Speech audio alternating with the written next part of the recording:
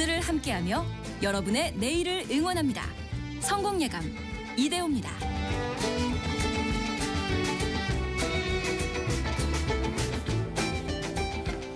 성공예감 이대호입니다. 2부 예문이 열렸습니다. 3월 2일 월요일. 기분은 일요일 같습니다만 내일을 또 월요일로 착각할 수도 있겠고요. 어쨌든 월요일입니다. 2부까지 기다려주셔서 감사드리고요.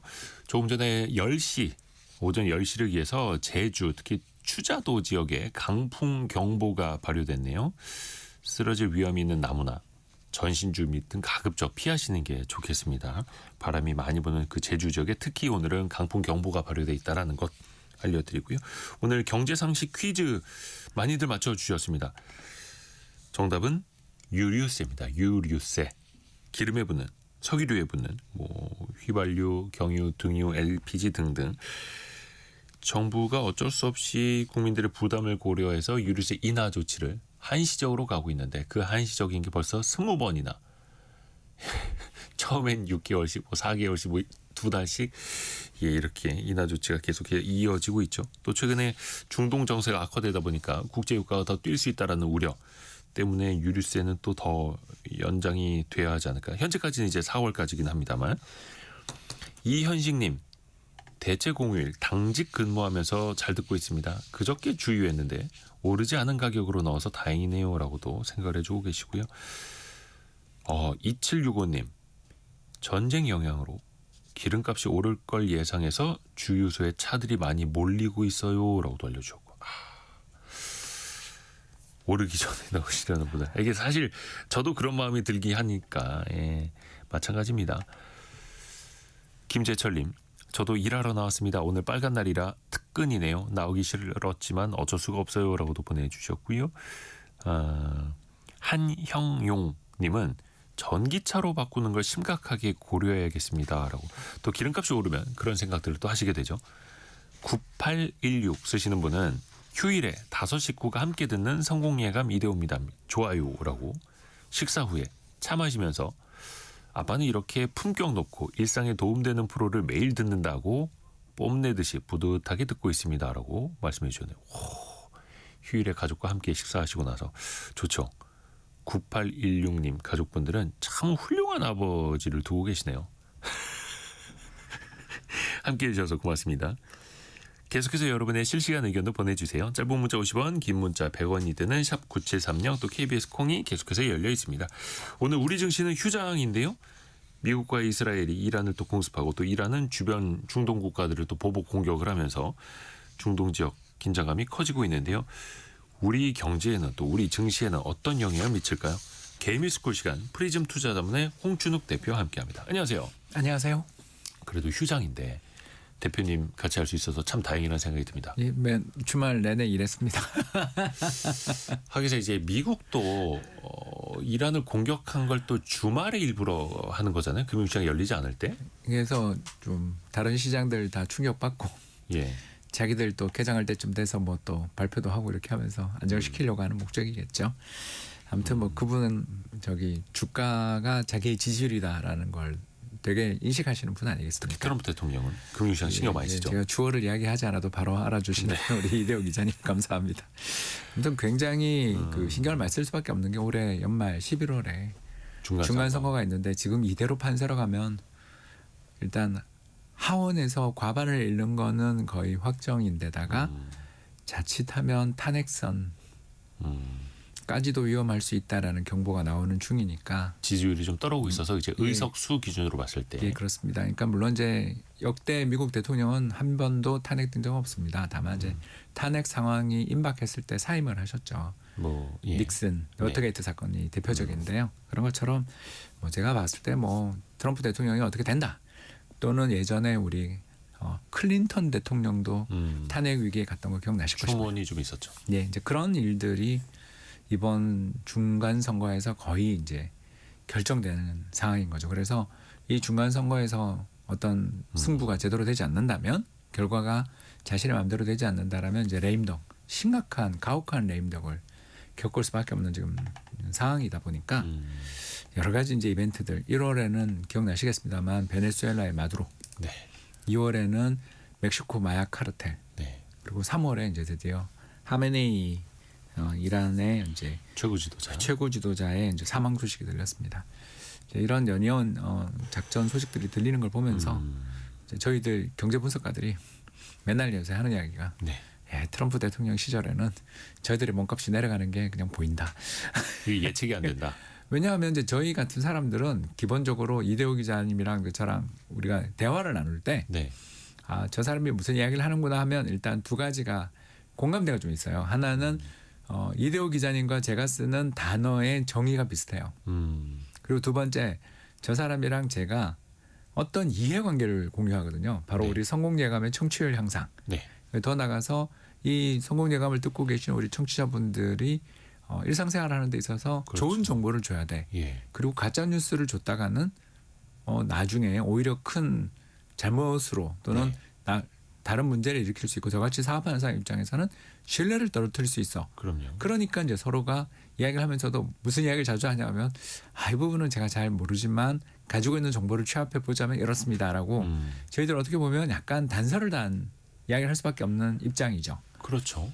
근데 트럼프 대통령의 트루스 트윗을 보고 있으면 말을 이렇게 해도 되나? 언어가 다르고 예, 완전히 다르죠. 전제 조건 어떤 변수는 항상 변하고. 그리고 더 나가서 방금 전에 했던 이야기도 다 잊어버리는 것 같고 이걸 보면서 이제 제가 이제 그래서 사실은 2018년 말에 애널리스트 일을 그만둔 이유가 네. 트럼프 대통령 한 2년 겪어보니까 나는 이게 너무 힘들다. 나로서는 더 이상 좀 영향력 받기다, 능력 받기다 생각을 했었는데 그거 판단이 2026년에 그 판단 곱하기 한 2배는 되는 것 같다. 더 세게 돌아와서. 예, 이거 정말 위험한 작전을 이렇게 사실 저희들은 이 작전을 보면서 느끼는 게 이라크랑 아프가니스탄의 또 시리아 내전 그리고 지금 리비아 내전까지 이 중동 지역 또는 이제 북아프리카까지 이어지는 이 마그레브 지역에 이제 기후가 비슷한 지역들이죠. 이 마그레브 지역의 그 문화에 대해서 그리고 그 지역 내에 존재하고 있는 사람들의 어떤 성향 이런 거에 대해서 조언해주는 전문가들이 그렇게 많지 않구나. 또는 조언해주는 전문가들이 스피커를 뺏겼구나. 그런 생각을 굉장히 많이 하게 되는 거죠. 그럼 문화적인 것을 고려하지 않고 들어간다라는 거예요? 그러니까 이제 두 가지 문제를 이제 아까 했던 이야기 이제 다 나왔는데 첫 번째 이제 우리 아까 정의 이야기했잖아요, 그죠? 네. 단어 정의. 그러면 이 그 마그레브 지역의 이슬람과 동남아시아의 이슬람 문화가 같은가요? 다르죠. 완전히 다르거든요. 예. 그리고 샤리아 율법에 대한 해석도 완전히 다릅니다. 그리고 우리나라에 와서 이렇게 히잡은 쓰고 계시지만 머리카락 드러내는 거에 대해서 큰 부담을 느끼지 않으시는 동남아시아에서 오신 우리 K-팝 팬들 또는 K-컬처 팬들 너무 감사한데요. 그분들 오시면 우리는 너무너무 보기 좋잖아요. 뭐랄까요, 이렇게 친절하시고요. 우리한테 돈을 쓰러 와주셨으니까 당연히 우리 입장에서 기분이 좋지만 뭔가 행동 거지내는 걸 보면은 그러니까 그냥 히잡 쓰고 있는 거 말고는 아무런 그런 차이를 잘 못 느낍니다. 네네네네. 그런데 불과 3년 전이었는데요. 2023년 히잡에 머리카락이 드러났다는 이유 하나만으로 수천 명의 이란 그 학생들이 여학생들이 이게 이제 히잡 시위고요. 맞아요. 작년 말 올해 초에 있었던 그 고환율 시위는 다른 시위입니다. 다 수천 명이 학살당했는데요. 최소. 그러니까 막 시민들을 향해서 발포를 무자비하게 했죠. 근데 2022, 2023 히잡 시위는 더 그게 끔찍했던 게 뭐냐면 아주 특정의 나이대의 젊은 여성을 대상으로 한 집단적인 폭행과 말로 표현하기 어려운 그런 일들이 있었습니다. 그리고 화장당한 사체로 발견된 시신들이 그렇게 전국 각지에서 많이 발견됐었거든요. 이제 그걸 이제 목숨 걸고 취재했던 서방의 기자분들 몇몇 분들 덕분에 또는 알려졌고 또는 이제 중동의 여러 언론들 때문에 알려지는 그런 모습을 보면 우리가 이게 문화가 동일하게 이슬람 이렇게 이야기하면 안 된다는 거죠. 그렇죠. 이게 같은 종교를 믿고 계시지만 저도 이제 불교를 믿지만 라마 불교, 티베트 불교랑 저랑 한국 불교는 다르죠. 좀 많이 다르고 또 일본 불교를 가보면 전부 결혼하신 분들이 절에서 상속하시면서 그 절에 있는 무덤을 지키고 계시잖아요. 다르단 말입니다. 그런 거에 대해서 과연 이해가 제대로 돼 있는가. 두 번째, 이슬람, 죄송합니다. 이제 회교혁명까지 벌어졌던 이집트, 리비아, 시리아 등등의 사례와 그리고 미국이 직접 전쟁을 일으켰던 이라크와 이슬람의 사례 같은 이 다양한 사례 속에서 보면 알겠지만 이런 어떤 정치 권력을 변화시킨 다음에 그 뒤 다음 플랜으로 가게 되는 과정들이 그렇죠. 특정한 한두 나라를 정도를 제외하고는 다 내전으로 가버렸단 말이에요. 정리가 쉽지 않았죠. 예, 그러니까 쉽지 않았다 정도가 아닌 이제 인간 세상의 지옥을 또 만들었지 않습니까? 당장 시리아 난민 150만 명이 우리 보트피플 돼서 2013년 네. 지중해로 나왔던 것, 네. 그 특히 발만 나란히 보였던 모래사장에서 죽은 그 남자아이 사진 혹시 우리 마음 아파서 정말 밤에 잠을 못 이뤘는데요. 우리가 갑자기 목이 메었는데요. 이제 아들 둘 키우는 아빠로서 그 아이를 보면서 그냥 밤에 잠을 못 잤어요. 왜 이런 일들이 벌어지는가에 대해서 나라마다 다 다른 대응이 필요하고 나라마다 이슬람이라고 우리가 그냥 이야기하지만 이게 다 다릅니다. 근데 이란에 대해서 그런 제대로 된 이해와 관계 속에서 그냥 했냐? 그냥 이걸 전형적인 이제 참수 작전이라고 부르는데 지도부 하나를 없애고 그리고 또 두 번째 새로운 지도자가 되신 분들도 예를 들어서 암살을 했다.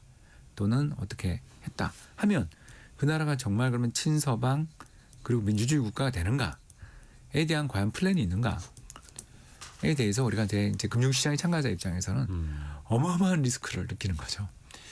이게 모르겠습니다. 베네수엘라 같은 경우에는 그 대통령 어떻게 될까 압송까지 해왔잖아요. 미국이 굉장히 단시간에 이제 끝났는데 이란이 과연 그렇게 쉽게 권력 승계 끝날 것인가. 과정이라든가 그런 것들에 대해서 알 수는 없지만 네. 어느 정도 정치적 승계랄까요? 그 일에 대해서 그 대안이 있었어요. 네. 근데 지금 이란에 대안이 있는가? 그러니까 79년 영국으로 지금 망명 가서 그리고 자손들은 좀 미국에서 살고 계시는 팔레비 왕가가 돌아올 것인가? 네. 좀 우리나라에게 그 이야기를 한다고 하면 갑자기 이 왕가 돌아오는 건가 싶은 기분일 거라는 거예요.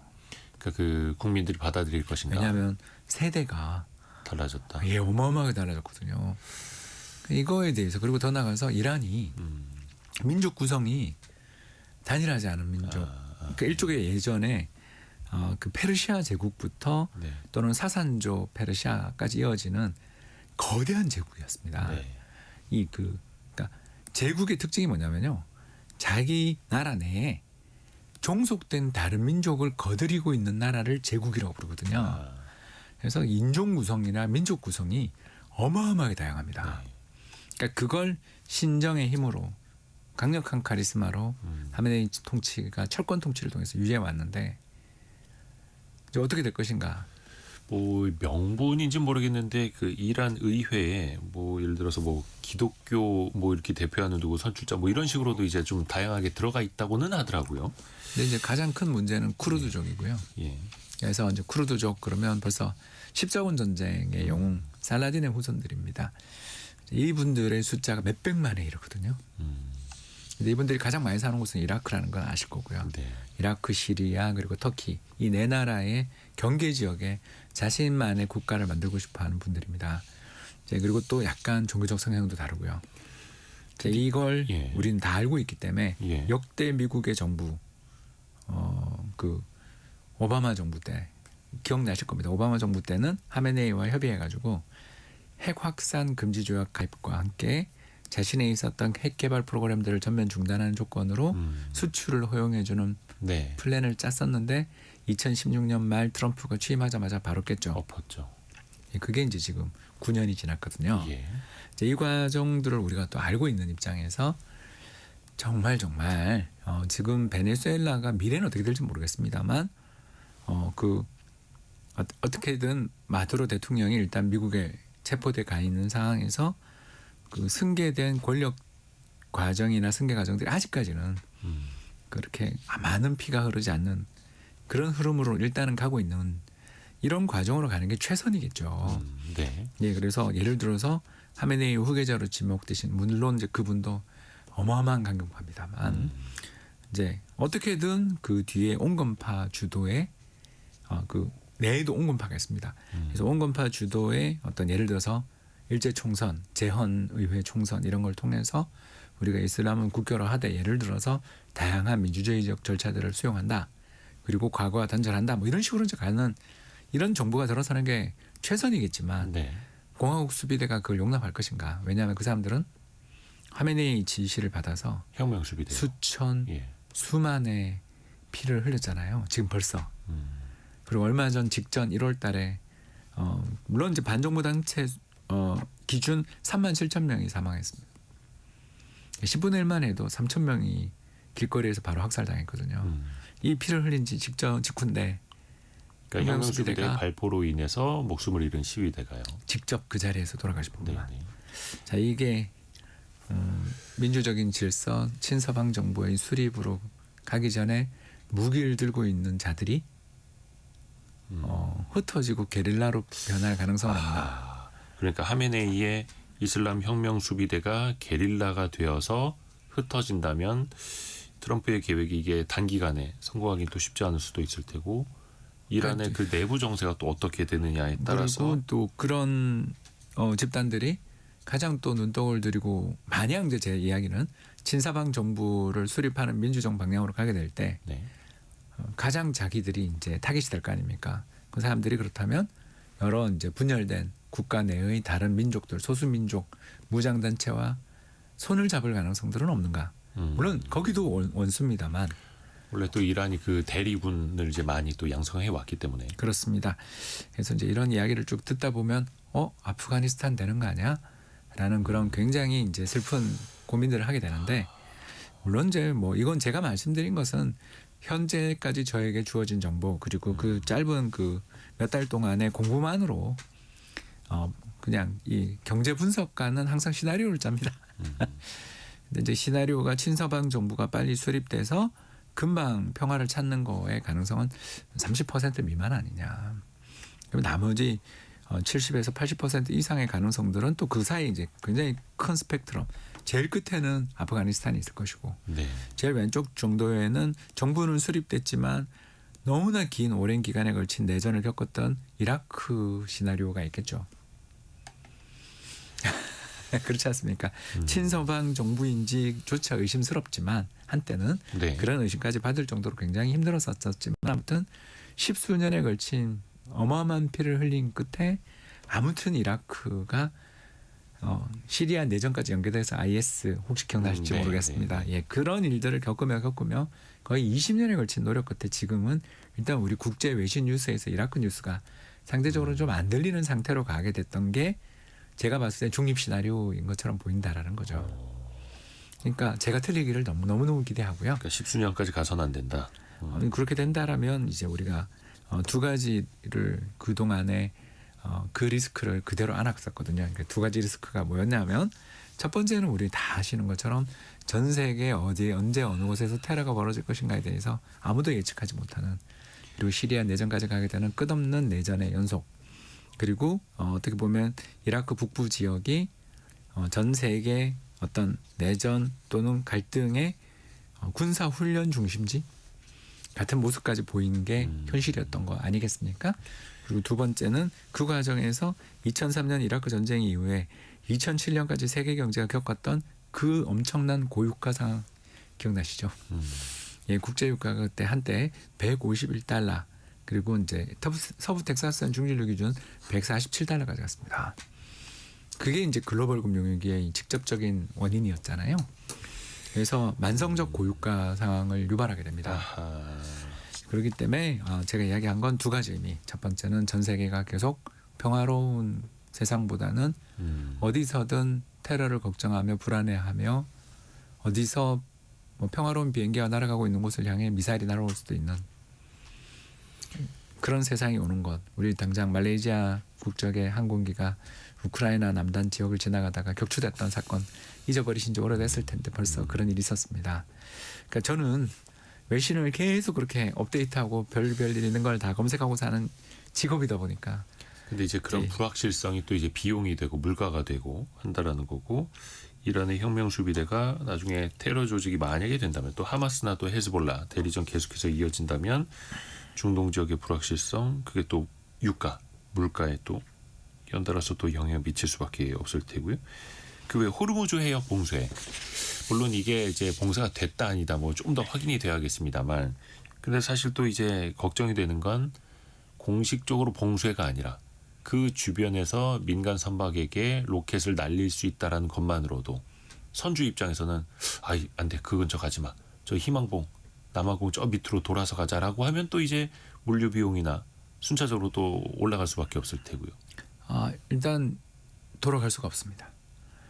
지금 이대호 기자님께서 이야기하신 거는 네. 홍해 사건을 염두에 두고 이야기하신 거고요. 예. 에버기븐호가 여기는 돌아갈 수가 없나요? 돌아갈 지리적으로? 수가 없습니다. 왜냐하면 이제 유일하게 남아 있는 거는 파이프라인을 통해서 홍해 인근에 있는 거기에 항구로 파이프라인 전달되는 사우디산 원유 일부밖에는 없습니다. 그럼 결국은 대안이 없다. 그냥 이제 미국 선박의 호의를 받으며 가야 된다. 가야 되거나 아니면 또 다른 사안 중에 하나는 영국이 지브롤터를 가지고 있는 거 아시죠? 네. 지금까지도 그 식민지를 포기하지 않고 있습니다. 예. 그런 것처럼 호르무즈의 북쪽 지역, 호르무즈 해협의 북쪽 지역에 이란을 미국이 일종의 뭐 조차하는 형태, 그런 식으로 가서, 왜냐하면 이제 미사일이 장거리 탄도 미사일 이런 것들은 지금 거의 다 부쉈다고 봐야 된다라면 이제 저희들이 제일 무서워하는 어깨에 메고 쏘는 단거리용 로켓탄의 공격이 제일 무서운데 이제 그거는 시야가 보이는 지역 정도, 수십 킬로 정도 이내에서만 어떻게 보면 의미 있는 살상이 나오니까 그쪽 지역을 미국이 통제하려 들 가능성도 있죠. 그러니까 이게 제가 지금 방금 이야기한 것만 쭉 들어봐도 알지만 역대 미국 정부가 뭘 몰라서 저 이란 원리주의 정부가 어떤 짓을 저지르는지를 몰라가지고 놔둔 게 아니었거든요. 근데 이제 물론 제가 모르는 게 하나 있습니다. 이게 뭘 모르냐면 AI 기술과 드론의 협업이 이번엔 AI 기술을 엄청나게 썼다고들 그렇죠. 벌써 소문이 나오고 있지 않습니까? 네. 그리고 직전에 오픈 AI가 미국 국방부에 협력한다라는 엔트로픽은 안 하겠다. 예. 그리고 오픈 AI는 협력한다라는 발표 나자마자 전쟁 난 거 기억나시죠? 네. 같은 날 났습니다. 같은 날 보도가 된 내용입니다. 예. 이제 그것 때문에 우리가 모르는, 저희들이 모르는 너무나 치밀한 해킹과 치밀한 클러스터링, 그러니까 위험 인물들이 집중적으로 모여 있는 지역에 대한 완벽한 파악, GPS와 연결되어 있는 완벽한 조사를 통해 집중적으로, 예를 들어서 아까 우리 이야기했던 뭐 수비대의 핵심 리더들, 그리고 수비대의 무기고, 수비대가 무장할 수 있는 어떤 수단들, 네트워크의 가장 핵심적인 부분들. 그러니까 얼마 전 이스라엘이 헤즈볼라의 주요 지도자들을 삐삐를 활용해서 테러했던 거 기억나시는 겁니다. 그런 식의 해킹들을 완벽하게 해서 이미 그 통신망까지 모두 해킹해서 주요 인사 모두에 대한 거를 실시간으로 다 할 수 있는 그런 능력들을 가지고 있고 거기를 완벽하게 제거할 수 있다라면 이게 제 전망은 틀린 겁니다. 근데 그까지인지는 우리가 알 수 없잖아요. 그래서 저는 그냥 기술의 발전이 연속적인 거, 그러니까 혁명적으로 엄청나게 뛴 게 아닌 그냥 연속적인 우크라이나 전쟁 때의 전훈을 활용해 드론 기술들이 발전됐고 그 드론 기술을 발전시켜서 이번에 이런 일들을 해서 참수 작전을 성공리에 했고, 그러니까 머리가 잘린, 그죠? 머리가 사실상 잘려버린 조직, 그리고 그러니까 이 딕테이터십, 독재 국가, 신정 국가에서 내려오는 어떻게 보면 상명 하복의 조직을 위 라인을 다 자름으로써 제대로 된 반격을 못하게 만들고 그들 자체를 무력화시키는 방식으로 가는 게 지금 현재 수준인데 여기서 한 발 더 나가 정말 그런 징후들마저 모두 끊어낼 수 있을 정도로 치밀한 타격들이 헤즈볼라에 대해서 지금 이스라엘이 했던 정도 레벨, 모든 고위 지도자들을 한 번에 어떻게 보면 제거했잖아요. 이 정도 레벨인가는 낙관하기 어렵죠. 그래서 제가 맨날 이럴 때 방송에 나와서 하는 이야기가 아까 말씀드린 시나리오의 1번 시나리오는 그러니까 친서방 민주 국가가 성립하고 안정화되는 것, 이 시나리오를 저는 아무리 많이 줘도 한 30-40%밖에 아직은 못 주겠다라는 게 새로운 기술에 대한 신뢰 부족 또는 정보 부족 등도 있습니다. 그 아야톨라 하메네이가 이번 미국의 이제 공격 이전에 뭐 한 3명까지도 뭐라고 표현을 해야 될까? 제 정권을 이양할 수 있는 그 순번을 또 미리 정해놨다. 근데 그 사람들이 이제 어디까지 제거됐는지는 조금 더 살펴봐야 되겠고, 그런 그 뭐 트럼프 대통령이 이란의 새 지도부와 뭐 대화하겠다 이런 그 보도도 좀 나오긴 합니다만, 이건 일단 더 지켜봐야 될 테고요. 일단 현재 우리 금융시장 반응을 좀 한번 살펴볼게요. 우리 시장은 좀 휴장이다 보니까 예. 같은 시간에 거래되고 있는 일본 증시 보면은 한 2% 정도로 하락 출발했다가 지금은 1% 정도로 낙폭을 좀 좁혔고요. 미국의 그 선물 지수 선물을 보면 나스닥 같은 경우도 한 1% 이상 좀 떨어지다가 지금 한 0.45% 이렇게 좀 낙폭을 좁히기도 하네요. 그렇습니다. 국제 원유 가격 또는 코인 가격도 다 비슷하게 움직였고요. 한때 10% 이상 폭등하던 국제 유가의 상승세도 약간은 좀 그러네요. 진정돼 있는 그 상황입니다. WTI 서부 텍사스산 원유로 보면은 아까 한 7-8% 8% 이상 급등하기도 했었는데, 제가 이제 프로그램 시작하기 직전에 지금은 상승폭이 4%대로 좀 낮아졌네요. 많이 낮아졌습니다. 이건 어떤 의미일까요? 뭐 아까 우리가 지금까지 계속 이야기하고 있는 바와 같이 실시간으로 정보를 계속 취합하면서 시장의 참가자들이 트레이딩하고 있는 중이다. 일단 첫 번째 알 수 있는 것은 그 첫 번째 가격의 변화. 그러니까 이제 그 금융 시장이 쉬지 않고 돌아갔던 시장이 있습니다. 어디냐면 사우디 시장입니다. 네. 예, 왜냐하면 중동 시장들은 일요일에 안 쉬니까요.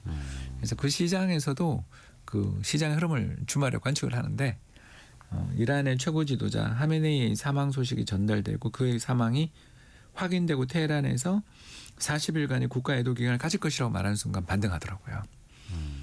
그러니까 최고 지도자가 결사항전을 하면서 계속 그 거주지를 옮기며 국민들 또는 군대의 어떤 항전 의지를 불태우는 방향으로 가는 것은 일단 아닌 아주 핵심 지도부들의 어떤 참수 작전이 성공을 했다라는 게 그 첫 번째고, 두 번째는 이번에 미국의 그 주둔지에 공격이 가해지면서 첫 사상자가 발생을 해서 3명이 사망하고 5명이 중상을 입었다라고 하는데, 이제 이와 같은 정도의 공격들, 이란의 반격들이 나오곤 있지만 그게 두서없고 또는 그 뭐라고 표현해야 될지 모르겠습니다만 정밀 타격이 이루어지기보다는 일단 무작정 쏘고 보자는, 특히 미국 함대에 대한 공격들은 그런 형태들이 나타났다는 걸 볼 때 중요한 기간 전산망 내지는 방어망 또는 지도망들의 훼손은 있구나, 이런 해석들이 조금 나오고 있는 것 같습니다. 그게 가장 중요한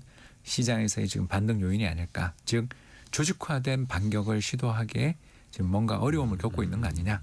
그렇다라면 아까 제가 이야기했던 뭐 정말 우리가 모르는 내부에 특히 우리가 모르는 여러 그 이유들로 인해서 대체해 볼 수 있는 민주국가, 친서방 민주국가를 만들 수 있는 새로운 정부를 만들어낼 수도 있는 그런 어떤 대안들이, 우리가 모르는 대안들이 존재할 수도 있는 거고, 또는 우리가 모르는 체제 내의 저항 세력들이 이 순간 등장할 수도 있는 거니까요.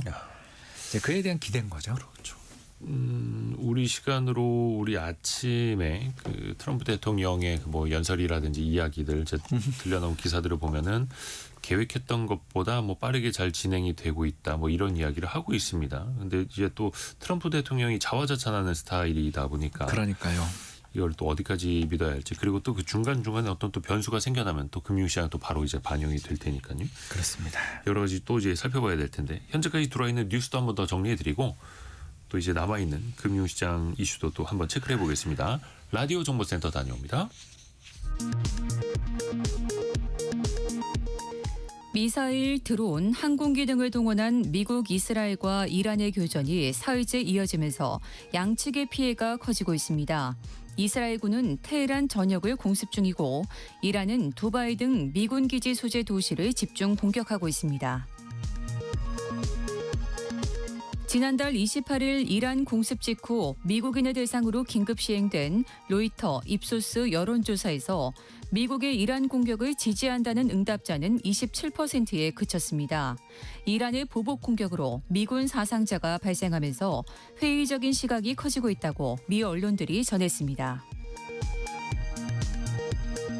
미군과 이스라엘군의 선제 공습에 대한 반발로 이란이 호르무즈 해협 봉쇄를 선언한 이후 유조선 등 선박 3척이 어뢰 등의 공격을 받았습니다. 유조선 150척이 고립됐다는 보도 속에 국제 해운 기업들의 항행 중단이 잇따랐습니다. 경찰이 내일부터 10월 31일까지 8개월간 매점 매석과 암표 매매, 집값 담합 등 민생물가 교란 범죄에 대한 대대적 특별 단속을 실시합니다. 지금까지 라디오 정보센터 뉴스 정한나였습니다. 성공예감 이대호입니다. 10시 35분 현재 함께하고 계시고요. 프리즘 투자문의 홍준욱 대표와 함께 개미스쿨 시간도 계속해서 이어갑니다. 대표님, 우리가 연휴 들어가기 전에 직전에 지난주 금요일에 외국인 투자자가 하루에 7조 원 넘게 순매도를 했습니다. 사실은 그 이전부터 한 2월 13일부터 기록적인 또 순매도세를 이어왔는데 우리 증시는 계속해서 이제 사상 최고치 올라가는 그 와중에 왜 그럴까요? 이거는 이제 그 이란 사태 터지기 전이었는데 외국인 투자자들의 이런 매도세가 많아지는 건 어떻게 봐야 되겠습니까? 뭐 이제 시나리오죠, 이것도. 왜냐하면 외국인 투자자가 단일한 집단은 아닙니다. 그렇죠. 네, 그래서 첫 번째 시나리오는 리밸런싱. 우리나라를 비롯한 아시아 주요국 투자를 하고 있는 글로벌 펀드들, 네. 특히 글로벌 EM 펀드 또는 글로벌 AC 월드 펀드. 그러니까 이머징 마켓이나 전체 세계에 투자하는 자금 중에 예, 한국 비중이 그러면 커져서요. 예, 3배 커졌으니까요. 주가가 3배 커졌구나. 예, 그렇습니다. 2,000포인트였던 게 작년 이맘때를 생각하십시오. 우리가 뭐 예를 들어서 세계 시가총액의 2% 차지한다고 하는데 그게 한 4~5% 된 거죠. 딴 시장도 올랐기 때문에 이제 그렇게까지는 안 되는데 그렇다면 이제 글로벌 투자자 입장에서는 자동으로 팔아야 됩니다. 기계적으로. 예, 이건 뭐 우리가 이뻐서 미워서가 아니고요. 제가 국민연금 펀드 매니저 시절에도 그렇게 했습니다. 이건 당연히 해야 되는 거고요. 왜냐하면 펀드 매니저한테는 주어져 있는 한도가 있습니다. 너 어디까지 베팅해도 돼? 예를 들어서 우리 이대호 기자님이랑 제가 펀드 매니저인데 네. 둘밖에 시장이 없다라고 생각을 해보십시오. 제가 막 한쪽으로 베팅을 하고 있어요. 그러면 이대호 기자님 입장에서는 홍 박사가 너무 베팅이 센데 좀만 기다려보다가 뭔가 악재가 나오는 순간 내가 저기를 공매도를 해서 박살을 내버리면 나의 상대적인 성과는 올라갈 거야. 우리가 다 그렇게 볼 수 있는, 그러니까 너무나 투명하게 보이는 손들이 국부펀드와 국민연금, 전 세계 국민연금이고 전 세계 운용자산 규모가 여러분 놀랍게도 65조 달러 전후로 추정됩니다. 네. 미국 GDP 2배하고 조금 더 넘습니다. 이 어마어마한 자금들은 철저하게 정부에 의해서 통제받고 감사를 받고 또는 공개가 됩니다. 이분들 자금들은 나갔다. 이렇게 봐야 되고 이분들은 대부분 또 어떻게 해서 하냐면 인덱스 펀드를 추종해서 하니까 네. 그런 의미로 나갔다. 이렇게 보시는 게 가장 직접적인 이유고 이게 최근에 나오고 있는 우리나라 매도의 대부분은 이걸로 설명이 된다고 볼 수 있습니다. 근데 이제 두 번째, 네. 왜 굳이 지난 주말에 했나? 결국 이제 이럴 때 우리가 참 속상하죠. 네. 이제 이미 그 전부터 국제유가가 갑자기 불안한 어마어마한 변동성들이 나타나는 가운데 미 증시의 최근에 조정이 나타나고 있었지 않습니까? 그렇죠. 특히 엔비디아가 그렇게 기록적인 실적을 발표하고 그러게요. 사실 그 컨퍼런스에서 젠슨 황의 말들을 들어보더라도 전망도 밝은. 전망도 밝은 데다가 특히 AI 반도체 관련돼 있는 여러 병목 현상도 완화되고 있다. 네. 이렇게 덕담을 해줬는데 반도체 주식을 중심으로 해서 미 증시가 그렇게 많이 빠진 걸 빠졌죠. 보면 결국 안타깝게도 정보의 비대칭성. 그러니까 내부자와 외부자의 정보 사이에 큰 차이가 있구나. 그리고 외국인들 입장에서는 주말에 무슨 일이 터질지 몰라. 일단 그렇다면 많이 오른 시장에서 이거 좀 매도해가지고 현금 확보해 놨다가 또 시장의 변동성이 확대되고 위아래든 가격이 급등락할 때 이걸 잘 활용해서 주식을 매매해야 되겠다. 그러면 어떤 시장을 사고 팔아야 될까? 제일 최근에 가장 많이 올랐고 팔더라도 주가가 안 빠지는 시장. 한국 아닙니까? 요즘 우리나라 한국이 ETF 중심으로 어마어마한 자금 매수세가 유입되고 있는 건 느끼시잖아요. 그렇죠. 해외에서. 10조 이상 그 금융 투자로 잡히는 순매수가 잡히는데 그게 LP라고 해서요. 그 주가 연계증권 또는 주식처럼 매매가 가능한 그 펀드를 ETF라고 우리가 부르는데 그 ETF의 펀드가 돈이 들어오면 그걸 매수 매도하고 자금을 넣어주고 하는 역할은 증권사가 합니다. 네. 그래서 이제 금융투자 쪽에서 매수로 잡히는 경우들이 되게 많거든요. 그래서 지난 금요일 날 매매를 딱 보면 외국인들이 저렇게 어마어마하게 팔 때 어떤 일이 있었냐 하면 그 금융투자 쪽에서 엄청나게 매수를 해서 받아내는며 결국 뭐 시장을 또 안정시키는 것을 우리가 볼 수가 있었지 않습니까? 네. 그러니 지금 그 머니무브 국내에서 한국 투자자들의 어마어마한 ETF 쪽으로의 머니무브가 벌어지고 있기 때문에 여기 팔아도 우리가 손해보고 팔지 않는다. 이런 판단을 내리고 팔았다고 볼 수가 있겠습니다. 리밸런싱도 있었고 AI 변동성에 대응하는 것도 있었고 차익 실현 기회가 되는 것도 있고 이게 또 이제 복합적으로요. 예, 내부자 정보 아까 이야기 잠깐 말씀드린 것처럼 예, 결국 뭐 이번에 결국 이란을 타격할 거 아니냐라는 그런 뉴스들을 좀 더 빠르게 받아본 데들도 있었겠죠. 뭐 하다못해 미국 펜타곤 인근의 그 피자 지수라는 맞습니다. 것도 있다면서요. 갑자기 이제 이번에 펜타곤에 멈춰놨답니다. 주말을 앞두고 뭐 금요일 저녁부터 피자 배달이 많아지면 예, 그걸 그렇게 다 본다라는 거가 미국 그 국방부 직원들이 집에 못 가고 야식 시켜 먹으면 이번 주말에 뭔 일이 생기겠구나 이렇게 또 생각한다고요. 예, 그게 근데 굉장히 잘 맞는답니다. 그렇죠. 일단 직원들 먹어야 되니까 밖에 못 나가고. 예, 이야기하다 보니 정말 그 정보력의 격차라는 거가 그렇죠. 정말 많이 느껴지는 시기에 살고 있는 거죠 우리가. 그 왜 예전에는 월마트라든지 이런데 그 실적 추정할 때 주차장의 차량 대수가 얼마나 늘어나는가 줄어드는가. 그렇죠. 미국은 인공위성으로 찍은 지상 사진. 주차장이니까요. 특히 그거 분석을 해서 또 그 데이터를 판매하는 업체들도 생겨나고 참 기상천외합니다. 이야, 대단하네요. 그 외국인의 이제 수급이 그런 걸로 이제 반영이 됐었고 또 최근에는 보면 환율이 좀 많이 내려왔잖아요. 네, 그렇습니다. 원화가 좀 강세를 보이고 있죠. 1,420원, 30원대 잠깐 이제 10원대 찍기도 했고 물론 이제 지난 주반에는 뭐 1,450원 기록하기는 했습니다만 이거는 원화가 강세인 겁니까? 달러가 약세인 겁니까? 어떻게 봐야 됩니까? 원화가 강세였습니다. 이제 최근 들어서서 우리나라의 환율을 좌우하는 요인은 크게 이제 두 가지 요인이 있는데요. 가장 중요한 건 우리나라 국내에서 외국인 해외로 투자가 돈 많이 나가던 나가냐 이게 이제 제일 큰 거였고요. 예. 그에 대해서는 좀 이따 말씀을 드리겠고 사실 이제 그보다 더 큰 이번에 직접적인 영향을 미치는 요인들은 최근 1년만 놓고 보면 일본 환율이었습니다. 예. 엔이 약세로 가냐 강세로 가냐 따라서 우리나라 환율이 어마어마하게 움직였거든요. 그랬는데 최근에 이제 일본이 총선에서 다카이치 총리가 이끄는 일본 자민당이 개헌선을 넘어설 정도의 역사적인 압승을 하면서. 보인 다음에 엔이 그렇게 우린 다 약세로 할 거야라고 생각을 했었거든요. 그렇죠. 왜냐하면 이분이 그 재정 식료품 지출을 많이 관련돼 하면서. 있는 네. 소비세를 제로로 만들겠다고 그러니까 아니 국가 GDP 대비 국가 부채가 200% 넘는 나라가 재정 지출을 확대한다는 정책을 쓰니 이 나라에 대한 신뢰가 약해지면서 엔 약세 갈 거야 우리 다 이렇게 걱정했는데 네. 막상 뚜껑을 열고 나니까 다카이치 총리가 이렇게 크게 이긴 만큼 일본 중앙은행의 어떤 정책들이나 이런 것들이 이제 뭐랄까요 이제 좀 마찰도 커지고 일본 중앙은행이 금리를 더 인상하는 이런 부분들이 나올 수도 있어 라면 또 그 기대들도 나오고 또 면담도 하고 막 이런 일들이 나오면서 생각보다 엔의 약세가 굉장히 생각보다 안 출현했고 그 과정에서 당연히 일본 총선 끝나자마자 환율 급등할 거라고 베팅을 하기 위해서 준비하고 있었던 세력들 입장에서는 아닌가 보다 하면서 이제 보유하고 있던 달러들을 원으로 좀 환전하는 이런 엔으로도 환전하고 네네. 원으로도 환전하는 이런 흐름들이 나타났다고 볼 수 있습니다. 근데 이제 제가 잠깐 뭐 오늘 숫자를 하나 들고 왔는데요. 네. 지난 한 해 동안 우리나라 국내 투자자가 해외 시장에서 얼마를 샀냐? 연간 25년도요. 1,143억 불을 샀거든요. 그게 얼마 정도 되는 거죠? 우리 돈으로 한 150조는 좀 넘는. 예. 네, 그렇게 해서 우리나라의 이제 대외 또 금융 자산이 얼마가 됐냐면 2조 9천억 달러까지 부풀어 올랐습니다. 그러니까 이제 이게 도대체 뭐 그 상상을 좀 초월하는 정도의 그런 요인들이고요. 그리고 평가액까지 환산한 연중 증감은 2,300억 불 증가했습니다. 네. 그러니까 아까 대충 계산해드리자면 1,000억 불 정도는 아까 방금 말씀드린 거로 직접 주식을 사서 그리고 두 번째는 평가익, 환율 상승과 보유한 주식의 매매 차익으로 인해 또 벌어들인 돈이 1,000억 불 더 된다.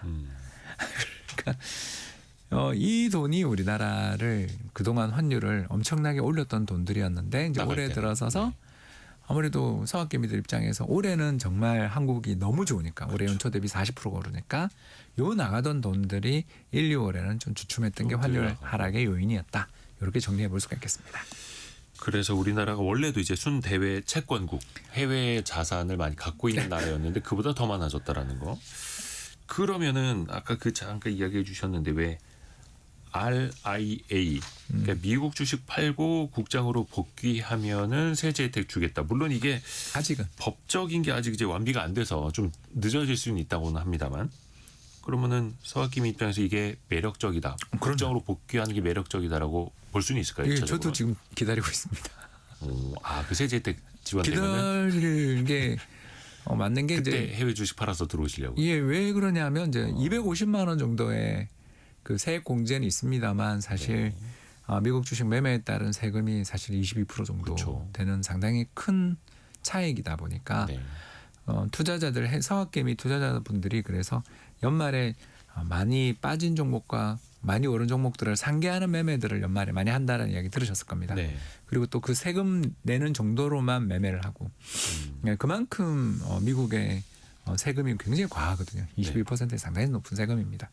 자, 이런 거에 대해서 고민을 하고 있는 우리 서학개미들이 굉장히 많기 때문에 법 제도만 잘 정비된다면 당장 저부터도 뭐 제가 그렇게 매매를 직접적으로 한다는 뜻은 아닙니다만 그래도 조금은 다 가지고 있거든요. 우리나라 서학개미가 한두 명이 아니라는 걸 그렇죠, 알고 계시지 않습니까? 그래서 그런 서학개미들 입장에서는 안 그래도 차익 좀 실현하면서 기분 좋게 한국 시장에 들어올 기회들을 노리고 있었는데 충분히 빨리 법제도만 좀 완비가 된다면 얼마든지 이 높아져 있는 환율 특히 이 이란 전쟁 또는 뭐 이란에 대한 공격으로 인해 지금 환율 상승의 압력이 사실은 굉장히 지금 높아져 있는 상황이지 않습니까? 이럴 때 적기에 좀 그 기회를 환 차익들을 또 해외 서학개미가 누리며 또 애국도 하고 서로 윈윈할 수 있는 거래를 할 수 있게끔 빨리 좀 대비가 이루어지기를 물론 기다립니다. 이거는 굉장히 단기적인 거긴 합니다만은 최근에 한 1,420원대까지 환율 내려갔을 때 그 전에 환전할 걸 50원대, 60원대 환전 좀 할 걸 이렇게 생각하시는 분들도 주변에 계세요.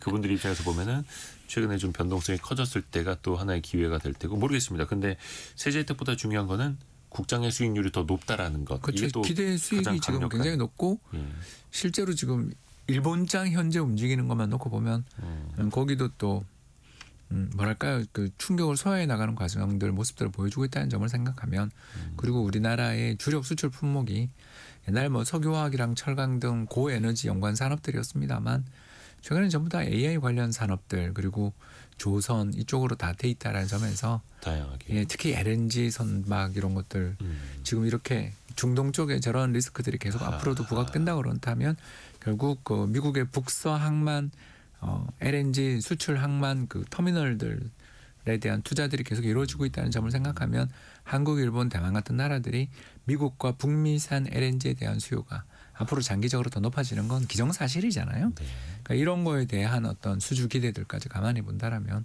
사실 조선이나 해운 쪽도 우리는 혜택을 볼 수 있는 몇 안 되는 나라 중에 하나이기 때문에 그렇죠. 산업적으로. 예, 그래서 뭐 아까 이야기했던 서학개미들 입장에서는 굳이 뭐 지금 미국에 그렇게 계속 그 투자를 하기보다는 한국에 돌아오려는 선택을 내리시는 분들도 저는 적지 않을 것이다. 기대합니다. 그리고 KBS 콩이나 지금 문자 메시지로도 우리 청취자분들의 반응이 두 가지로 엇갈립니다. 내일 증시가 문을 열면 충격이 좀 있을 것이다. 아니다. 단기적일 것이다. 그렇죠. 이렇게. 맞습니다. 박사님의 전망은 단기적일 것이다. 있더라도. 예, 이게 참 주식시장이 무섭습니다. 네. 제가 이제 아까 최악의 경우 비슷한 걸 두 가지를 들었죠. 아프가니스탄 그리고 이라크 했는데 제가 그때 이후 주식시장의 장기 반응을 한번 조사를 해왔는데 예를 들어서 9.11 테러 이후에 아프가니스탄 전쟁 기억나시죠? 네. 그리고 2003년 부시 행정부의 이라크 침공이 3월 20일 2003년 3월 70일 근데 그 1년 뒤 한국 주가 수익률이 얼마인지를 제가 일러드리겠습니다. 9.11 테러 플러스 38%, 그리고 이라크 침공 플러스 63%. 그 9.11 테러 다음 날 제 기억에는 우리 12% 거의 빠졌습니다. 전 종목 하한가 가는 그런 사태까지 막 갔었잖아. 그 대부분의 종목이 막. 네, 그런데 1년 뒤 플러스 30% 정도. 왜 이런 일이 벌어지나 이렇게 생각해 보시면, 그러니까 그때 발생한 충격, 그 원유 가격 급등, 안전자산에 대한 선호, 이런 것 속에 우리 시장이 피를 흘립니다. 어쩔 수가 없죠. 단기간에 피를 흘리는데 결국 이제 그런 전쟁의 충격들이 한 6개월, 1년 정도를 지나가게 되면은 저가 매수를 또 유발하는 면이 또 있었고, 더 나가서 이와 같은 전쟁 속에서 연준이, 미국 중앙은행은 아무래도 임페라토르, 그 전쟁을 하고 있는 최고 사령관을 흔드는 일은 최대한 안 하려고 합니다. 그래서 다 이 두 번 다 공격적인 금리 인하가 있었던 거 기억나시죠? 네네네. 그렇죠. 그러면서 정부의 정책을 지원해주고 또는 군비 문제들 이런 것들도 완화해 주려고 하고 국방비 문제들도 국채 발행을 해야 되니까 완화해 주기 위한 적극적인 노력들이 그 뒤를 따라가다 보니까 금리 인하가 당장은 충격받는데 그 이후에 금리 인하가 단행된 다음부터는 시장이 살아나는 이런 흐름들을 생각해 볼 수가 있는 거죠. 그렇죠. 과거에 그렇게 국제 정세가 엄청나게 흔들렸을 때도 결국에는 금리 인하를 통해서 아니면 금융 지원을 통해서 시장을 이제 받쳐줬었고 결국에는 회복이 됐었고요. 6112 쓰시는 분이 주변에서 주식 투자해서 돈 벌었다는 얘기 듣고 망설이다가 지난주에 주식을 샀는데 어떻게 해야 할까 이렇게 보내주셨는데, 좀 길게 그렇습니다. 한 3년 뒤에 내가 본격적으로 투자한다는 생각으로 공부하시면서 다시금 이제 준비하시면 좋을 것 같습니다. 벌써 시간이 다 됐네요. 프리즘 투자자문의 홍준욱 대표였습니다. 고맙습니다. 감사합니다. 감사합니다. 3월 2일 월요일에 연휴의 마지막에 생방송으로 보내드린 성공예금 이대호입니다. 마무리하고요. 내일 아침 9시 5분에도 알찬 소식 많이 들고 오겠습니다. 성공예금은 오늘도 여러분을 응원합니다.